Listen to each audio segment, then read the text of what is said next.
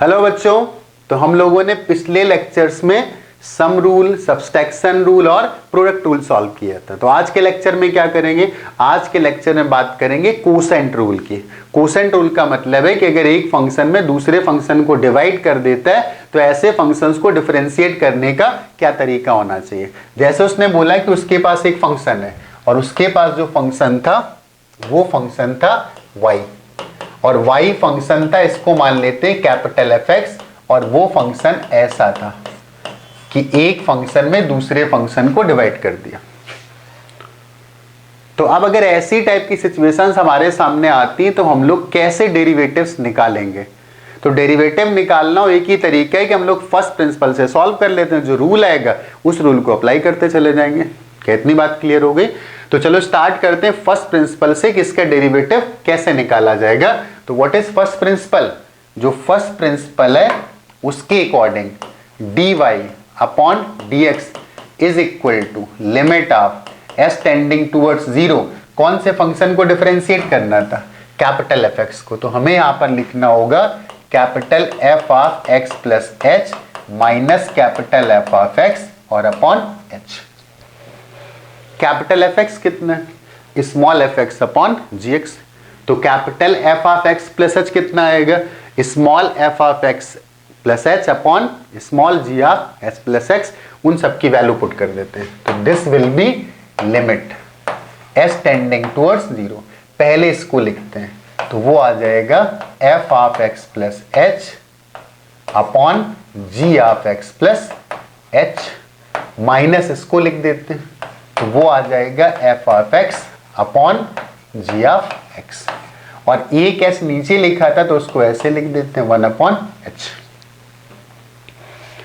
अब इसका डेरिवेटिव निकालना है, तो इसका डेरिवेटिव निकालना है तो उसको आगे प्रोसीड करते हैं। Limit of s tending towards 0, एक तो 1 अपॉन s लिखा था वैसे लिखा रहने देते हैं।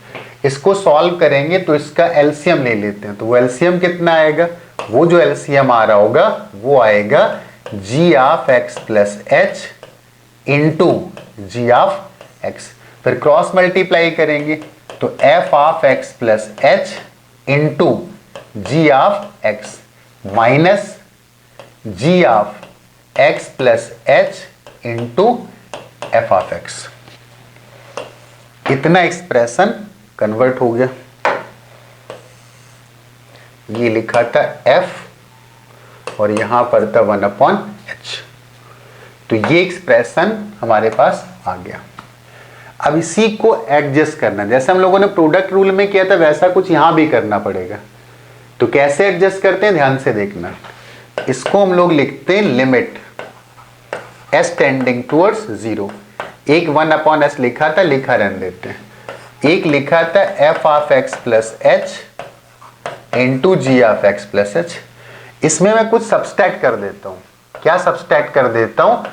fx into gx। ओके, अब जितना सब्सट्रैक्ट किया उतना ऐड भी कर देता हूं। तो fx इंटू gx, मतलब एक्सप्रेशन में कोई चेंज ना आए, जितना ऐड किया उतना सब्सट्रैक्ट कर दिया। और एक टर्म और लिखा था minus g of x plus h into fx, और नीचे जो टर्म आ रहा था वो टर्म था g of x plus h into g of x। Okay, अब कुछ कुछ दिख रहा है यहां से gx कॉमन आएगा, राइट? तो gx को यहां से कॉमन निकाल लेते हैं। तो gx कॉमन निकालेंगे तो अब मैं लिख देता हूं लिमिट s टेंडिंग टूवर्ड्स 0।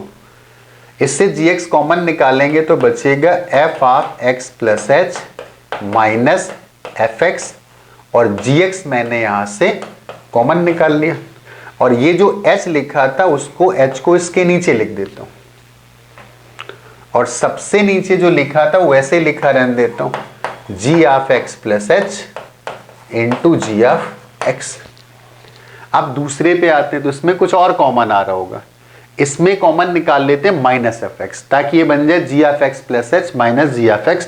तो इससे हम लोग निकाल लेते हैं माइनस fx, तो अंदर बचेगा g of x plus h और माइनस जी ऑफ एक्स, और एच जो पहले से आ रहा था उसको मैंने यहां पर भी लिख दिया, ये वाला एच।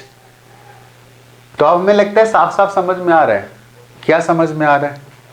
हम लोगों को यहां से क्लियरली दिखाई दे रहा है कि ये f का डेरिवेटिव लिखा हुआ है और ये g का डेरिवेटिव लिखा हुआ है। f कौन सा था? न्यूमरेटर, और g कौन सा था? डिनोमिनेटर।